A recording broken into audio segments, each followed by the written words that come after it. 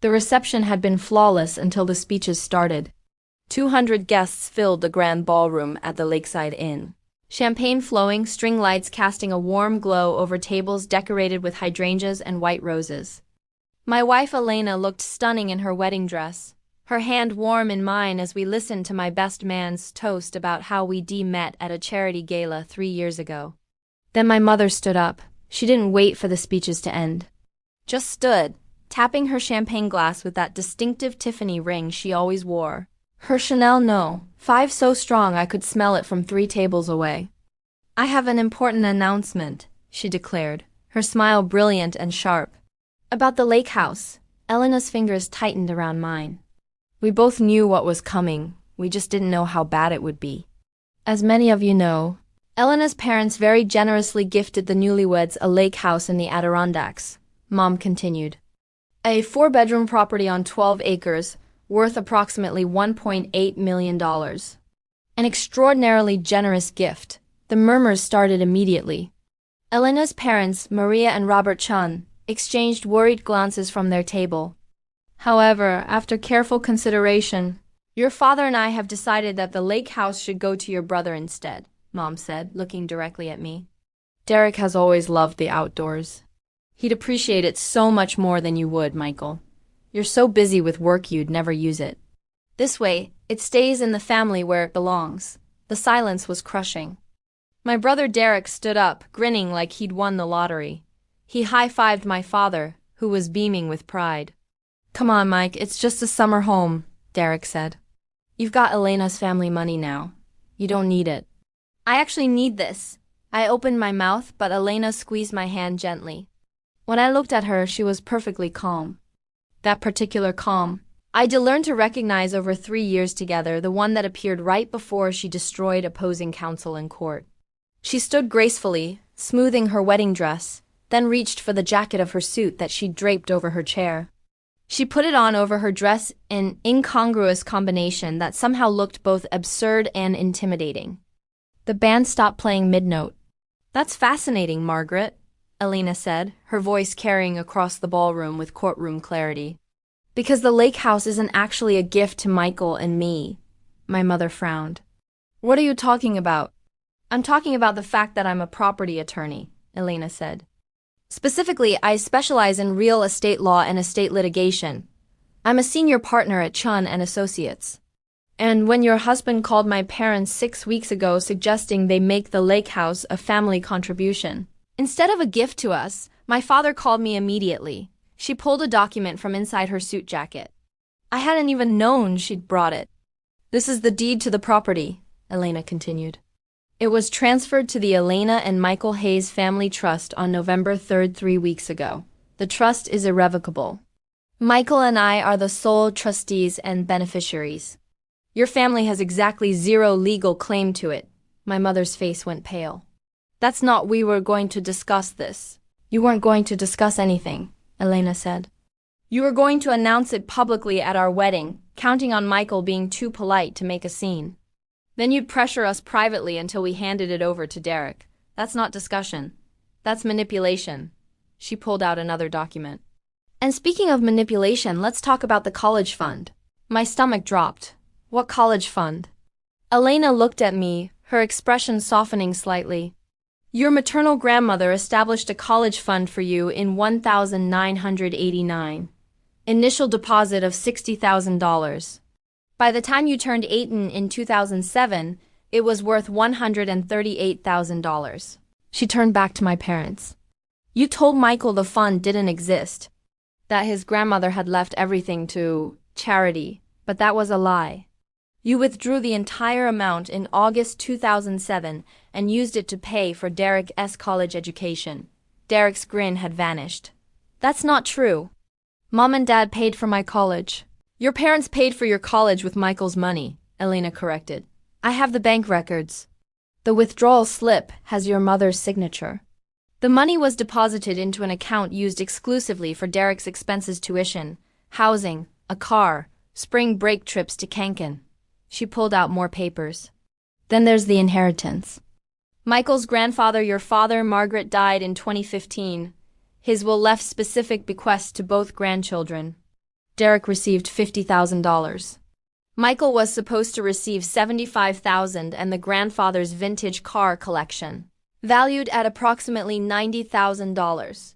I felt like I couldn't breathe. Grandpa left me his cars. He did, Elena said gently. Your parents told you he'd sold the collection before he died. Another lie. They accepted the inheritance on your behalf, sold the cars themselves, and split the proceeds with Derek. You never received a penny. Robert Chun stood up, his face furious. He was a retired federal prosecutor, and when he spoke, the room went silent. Let me make sure I understand this correctly, Margaret. You stole your son's college fund, his inheritance, and now you reattempting to steal a property my wife and I gifted to our daughter and son-in-law. We didn't steal anything, my father said quickly. We made family decisions about family resources. You committed fraud, Elena interrupted. Multiple counts, theft by deception.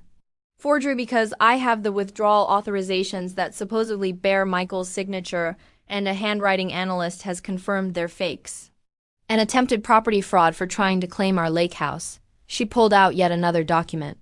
This is a demand letter prepared by my firm. You owe Michael $343,000, the college fund with interest, the inheritance, and the value of the car collection. You have 60 days to pay in full. My mother was crying now, her makeup running. Elena, please. We're family. We can work this out privately. You made it public when you announced it at our wedding, Elena said coldly. You wanted witnesses to your theft. Now you have them. Maria Chan stood beside her husband. I want to address something else. Margaret, you called me 4 weeks ago. My mother's eyes widened. You told me that Michael probably would and used the lake house because he's not outdoorsy, Maria continued. You suggested we deed it to Derek instead, or make it a family property that Derek could manage. You said it would be wasted on Michael and me. She pulled out her own phone and played a recording. My mother's voice came through clearly. Maria, I'm just thinking practically. Michael is wonderful, but he's always been more of a city person. Derek, though, he lives for the outdoors. He'd actually use the property, create memories there. Wouldn't you rather your gift be appreciated? The recording stopped. The silence was absolute. I recorded that conversation because I didn't trust you, Maria said. I was correct not to trust you. You attempted to manipulate me into redirecting a $1.8 million asset to your preferred child. Robert stepped forward. Margaret, Donald, you need to understand something. I spent 30 years as a federal prosecutor. I recognize criminal behavior when I see it.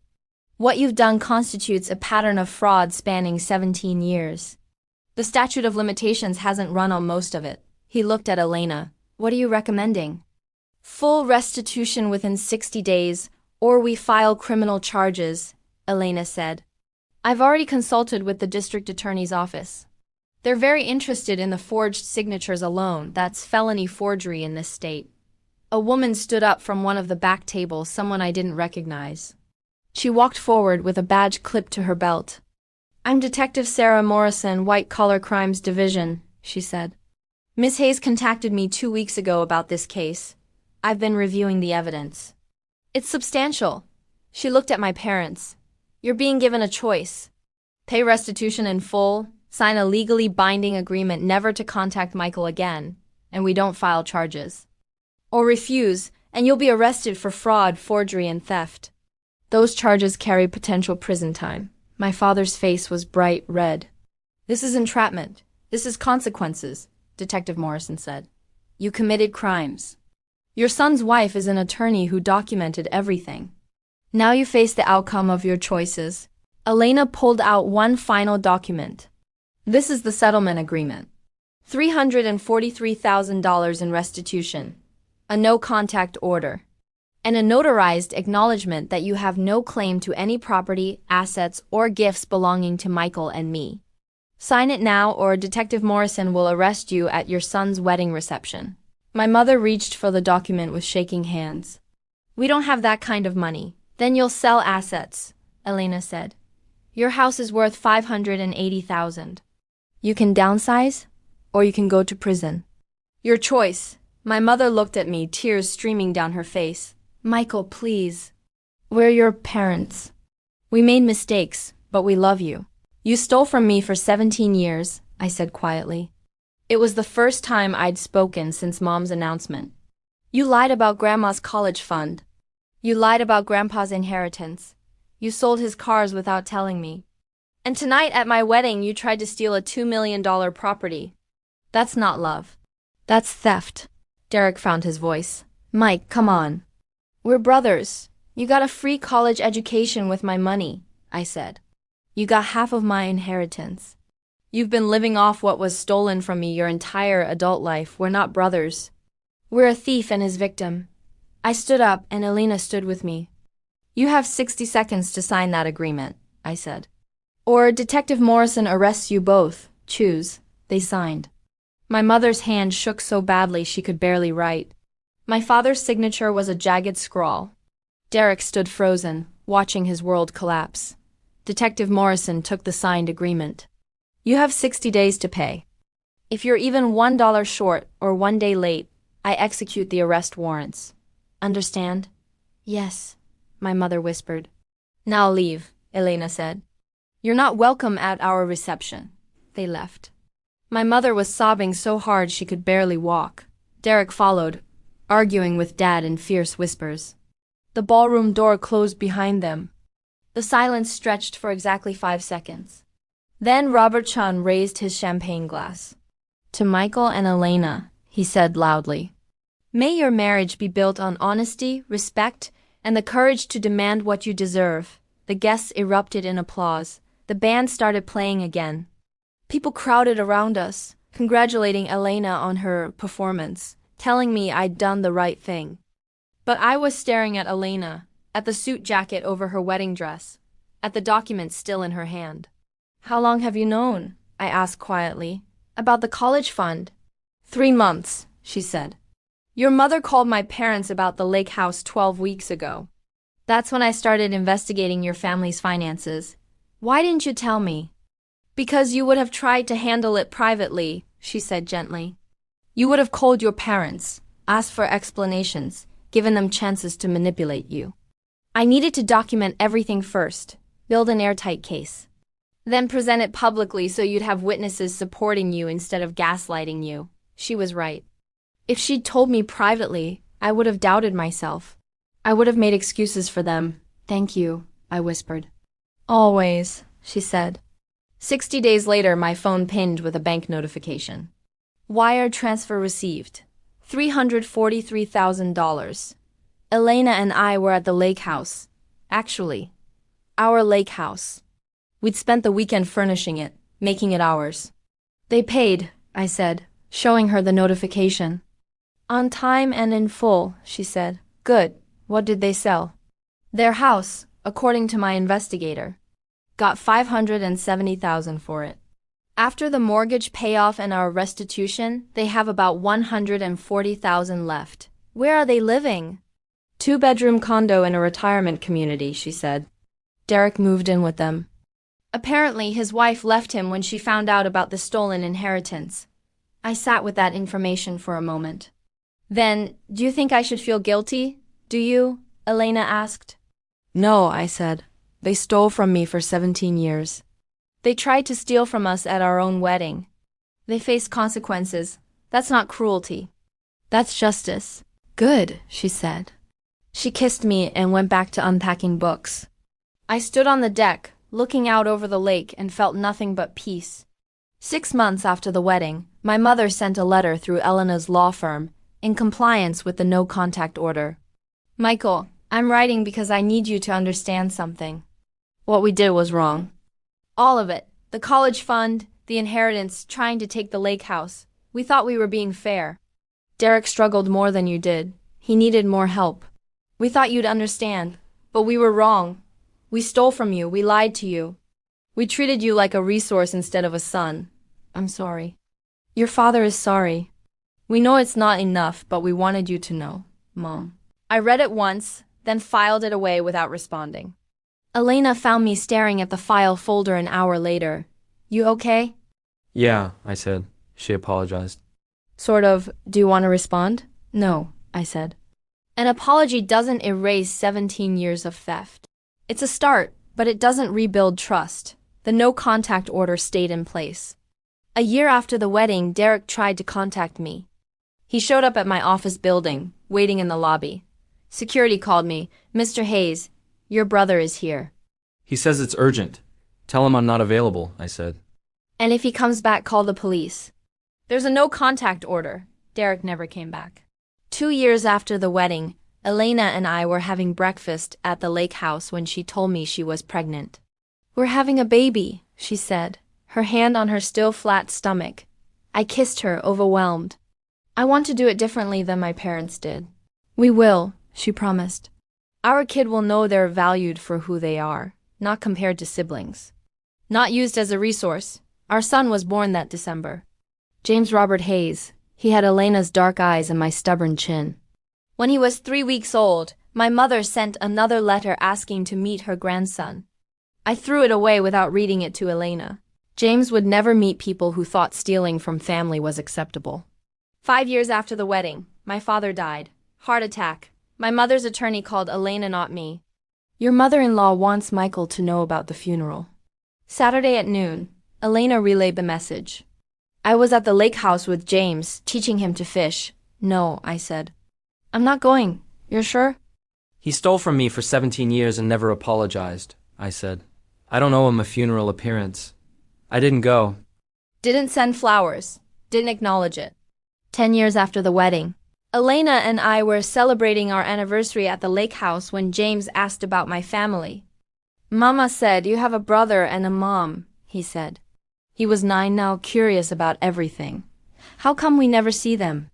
"Because they made choices that hurt me," I said honestly. "They stole from me, they lied to me. And when I asked them to make it right, they couldn't. So you stopped talking to them?" "Yes," I said. "Sometimes people don't deserve to be in your life, even if they're related to you." He thought about that. That makes sense. And it did make sense. Because I learned something important at my wedding reception when my mother tried to steal our lake house. Family isn't about DNA. It's about respect, honesty, and love. People who violate those principles don't deserve access to your life, no matter what genetics you share. 15 years after the wedding, my mother died. The attorney called Elena again. She left something for Michael in her will. A letter. Elena asked if I wanted to see it. "No," I said. Whatever she had to say, she had 15 years to say it. She chose not to. The letter was destroyed unopened. 20 years after the wedding, James graduated from college. Elena and I sat in the audience watching him accept his diploma. Knowing we'd paid every penny ourselves, no stolen money, no fraud, just honest work and savings. After the ceremony, James hugged us both. "Thank you for everything. For college, for supporting me, for being great parents. Thank you for being you," Elena said. That night, back at our house, I thought about my parents. About the college fund they'd stolen, about the inheritance they'd taken. About the life I'd built despite them, not because of them. And I felt nothing but gratitude for Elena, for James, for the courage to demand what I deserved and walk away from people who couldn't give it. No guilt, no regret, no wondering what if, just peace. The lake house still stood on its 12 acres, filled with memories of summers with James, of anniversaries with Elena, of a life built on honesty and respect. And that was exactly how it should be.